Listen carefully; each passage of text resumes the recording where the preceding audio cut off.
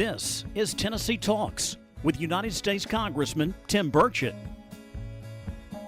Hello, I'm Congressman Tim Burchett. Welcome back to another episode of Tennessee Talks. Today we're going to do a little different, and I'm going to answer some questions that were sent in by some of y'all. Some were asked by some of the followers on Twitter, and we'll have to clean up some of those, obviously. And while the others were submitted online in a survey that I posted. The first question we have is Greg Stanley from Maryville, Tennessee asks, what is the likelihood of impeachment moving forward for Joe Biden and multiple other high-level members of his administration, given the high level of evidence supporting the dereliction of duty and abuse of power within the offices held? I'd say it's very, very likely that will occur. But I think what you got to remember is, we can hang as many impeachments on the president, but it doesn't mean he's out of office. And will we get a vote? Probably won't even get a vote in the Senate. I think the thing that's most discouraging about that is the Justice Department just won't do anything. Won't do a dadgum thing.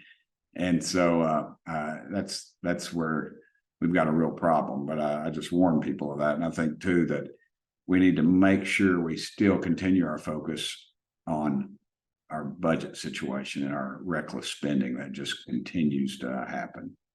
And will happen in the future. At Gypsy Rain 42 on Twitter asks, thank you for continuing the good fight on the UFO issue, ! Could you give us an update on where everything stands with the select committee?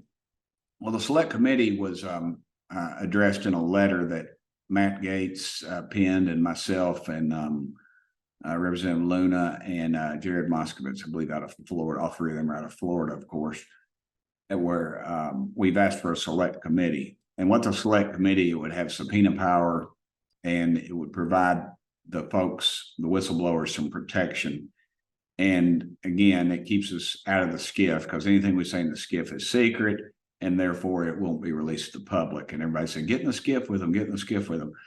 I don't need to get in the skiff with them. I already, I've seen and heard enough.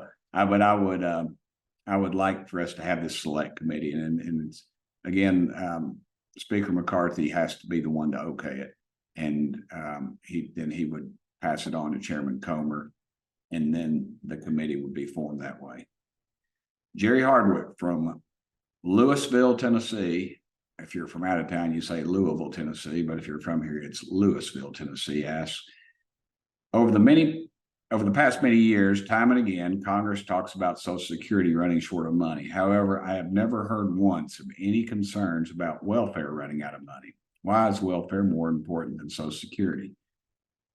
I don't know, it's more important. I think it's just the priorities, and they always will show you the worst case scenario to get the funding, just like when they stop funding of something that the folks in power, they'll show you the worst.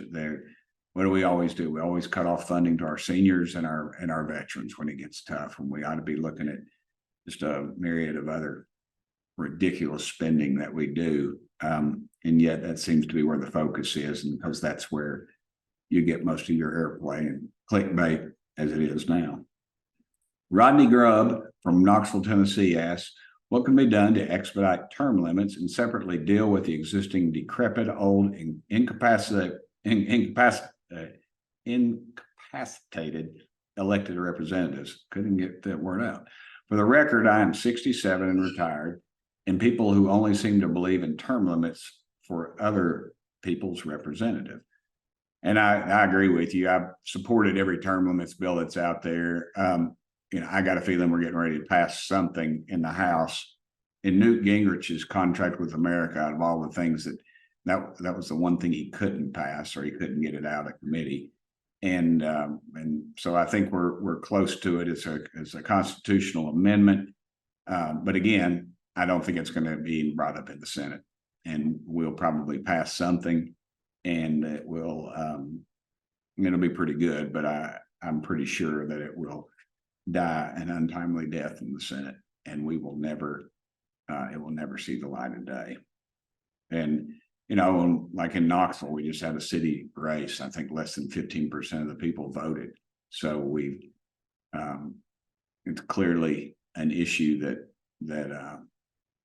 it'll poll through the roof, but nobody holds anybody accountable on election day to do it. So eventually, I hope to get something to the table, but to vote on. But again, don't keep your fingers crossed. And if we do pass something in the House, it probably won't even be brought up in the Senate. At LGSTER55, Leaguester55 on Twitter asked, are they going to be any UAP field hearings? And UAP is another name the federal government gave to UFOs. And I suspect there could be, but field hearings, anybody can hold a field hearing, and we can call people in and do those things. But do we get anything from it? And we can't provide any whistleblower protection. And I'm afraid our whistleblower protection, as was shown in these last hearings, that they leaked that one of our top witnesses had experienced some trauma in his life, and to me that just blew the doors off of any whistleblower protection right there. And that's exactly why we need a select committee, so we can call these people in and without fear of retribution. And I'm afraid that they're gonna shut us down on this issue for now. And I'm not, I have a lot of theories why, but probably don't have enough time on this podcast to go into it. But we were definitely over the target, because from staff members in our own party to other congressmen to the alphabet agencies, the Pentagon, everybody put an obstruction up. Even when we wanted to have a press conference, they tried to curtail that and put us in a small room that was basically under construction. And let's see, Steve Candelakis from Powell, Tennessee asks, what's your stand on the climate change issue? Well, I believe climate change is real. I do believe that, and I believe we should be better stewards of our land. I'm an organic gardener and farmer, really. I don't grow much other than grass, but we don't use any chemicals that don't occur naturally. So we don't use chemicals, we use horse manure, and that's obviously chemical. But and so I'm very much in tune to that. And I can remember as a kid, driving with my parents going to Church Street United Methodist in an old VW Bug, and the windows would be down. We passed Robert Shaw, and literally, if they were making plexiglass, your eyes would water and your nose would run. It was that the smell was that putrid. It was just that rough. And we're going along. You'd ask people today, it's the worst it's ever been, the environment. No, it's not. It's probably the best it's been in 100 years, actually, because we've got a lot of restraints, but we seem to be the only country that follows that. And every time we tie our hands on one of these treaties, India, Russia, China, you name it, they don't follow it, and we're the only ones that do, and it just further puts us behind the 8 ball. We really want to do something. I think we ought to follow what God's plan is, and we need to plant more dadgum trees. It's proven that if we planted a trillion trees, which is a huge number, but we're $32 trillion in debt. So if you can extrapolate that a little bit out across the entire globe, though, if we did that, we could set carbon back. It would restrain it more than the system. It's basically what it does. And we could do a lot for the environment that way, but there's not a lot of movement to that. As a matter of fact, I've seen literally videos within just the last month of people saying that we're planting, in some areas we're planting too many trees. Well, what they're saying is we do what's called a monoculture. If you plant just white pines, you're going to develop a problem. You need to plant different kinds of trees the way it is in nature, so you don't develop those type of problems. And I think that can go a long ways towards fixing the environment.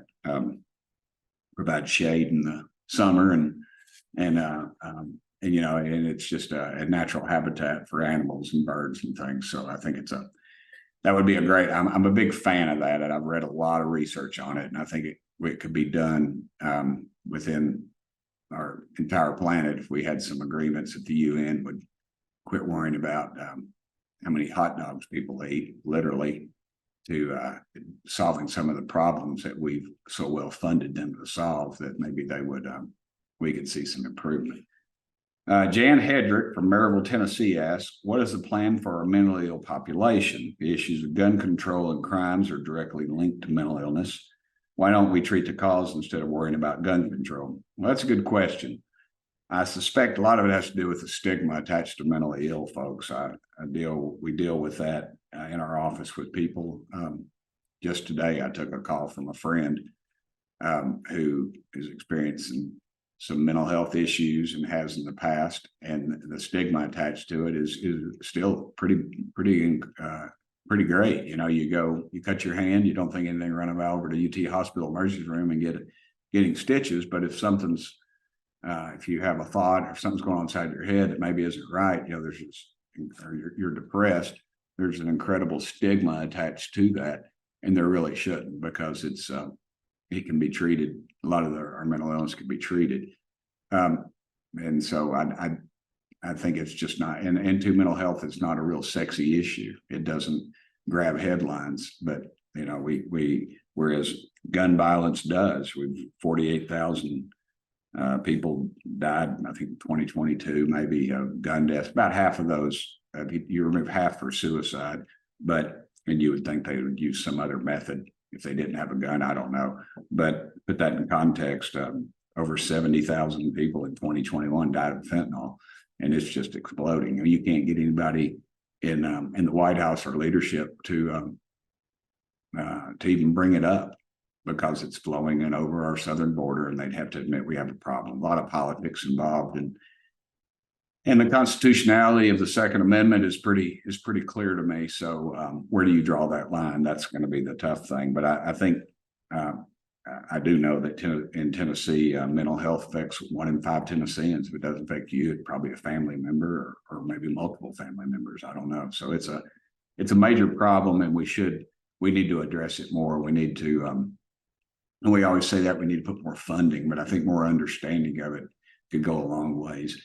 And in the actual treatment of what actually works and what doesn't. I think there's a lot of duplication, and we've seen in the past where prescription drugs are given out to people that maybe they need maybe more counseling, or maybe they need more prescription drugs, and also they'll issue maybe a month's worth to somebody, and then they feel like they're okay. So like when you get a cold, well, I don't have the sniffles anymore, I'm great. And then they get back off of it. And then they have another episode, which is even greater. And sometimes it can take over 30 days for the chemical effect to take over their system and to get their brain aligned correctly.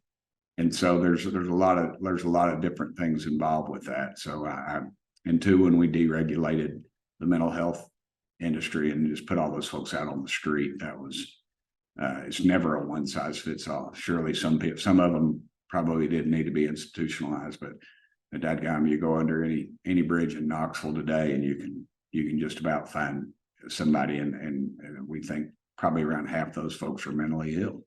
So it's a real problem, and we're not addressing it right now. Just throwing more money at the problem is not going to address it. And that's not an easy answer, Jan. And some people are going to have to just have to deal with the real facts, and they won't do that. The only time they ever deal with is when we have a calamity and the person was mentally ill, and they go back and look at it. And it seems like we could do a lot more preventive than we do. But that, again, it doesn't sell. It doesn't, it's not clickbait. It doesn't gin up the support. So we tend to demonize things and then look for a cure when we should have cured it on the front end. But anyway, I want to thank everybody for the questions. And if y'all just keep them coming, we'll answer them. I love to answer questions, especially if I know the answer. If I don't, I'll try to get back to you. But anyway, I want to thank everybody for the great questions. And I'm sorry we couldn't answer them all in the limited time frame. And I'm Congressman Tim Burchett. I want to thank everybody to listen to another episode of Tennessee Talks. And thank y'all for sending me here. Thanks for listening to this episode of Tennessee Talks. Please subscribe to the show on Apple Podcasts, Spotify, or wherever you listen to your podcasts. Keep up with Congressman Burchett by following Rep. Tim Burchett on Twitter and Instagram, and Congressman Tim Burchett on Facebook and YouTube.